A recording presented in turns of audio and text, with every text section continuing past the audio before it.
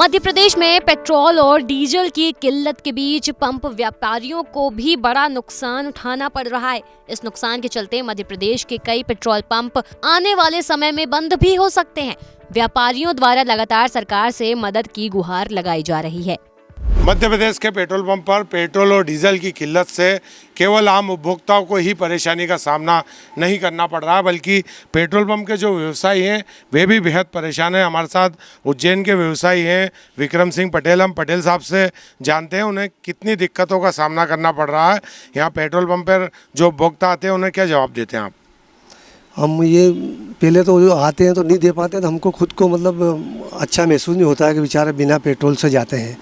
उसके बाद में कोई पैदल जा रहा है, कभी जब बंद होते हैं तो सारे ही पंप आसपास वाले भी बंद हो जाते हैं, तो काफ़ी दिक्कतें हैं।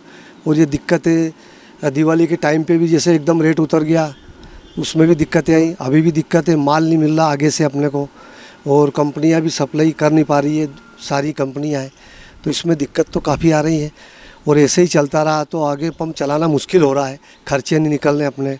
उसके बाद में सैलरी ये वो सारा, बैंक से अपन ने लोन ले रखे हैं, ओडी लिमिट वगैरह बना, तो दिक्कतें बहुत आ रही है।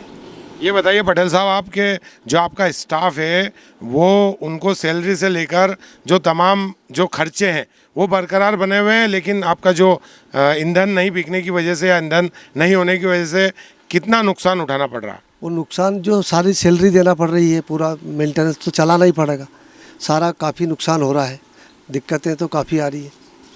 क्या लगता है आपको कंपनियां कब तक ये सप्लाई जो है वो बरकरार कर पाएगी? आप किस तरीके से सरकार से क्या अपील करना चाहते हैं? सरकार से हम अपील करना चाहते हैं कि पेट्रोल पंप वाले के विषय में ज़रा सोचना चाहिए। एकदम रेट उतार देते हैं अपन, उसके बावजूद भी तो स्टॉक शनिवार के दिन अपना एकदम रेट उतरते हैं, तो 2-3 दिन का स्टॉक रहता है, तो दिक्कत तो आती है उसमें।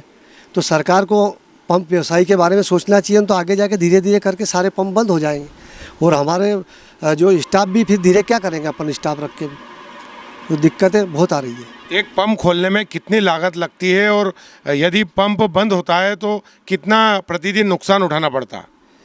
अपने को अगर एक पंप खोलते हैं तो ज़मीन के अलावा 1.5 करोड़ रुपये लगते हैं, और अगर अपन जैसे चलाएं या नहीं चलाएं, कम से कम 1 लाख रुपए महीने का खर्चा अपना तो वहन करना ही पड़ता है, चाहे पंप चलो या मत चलो।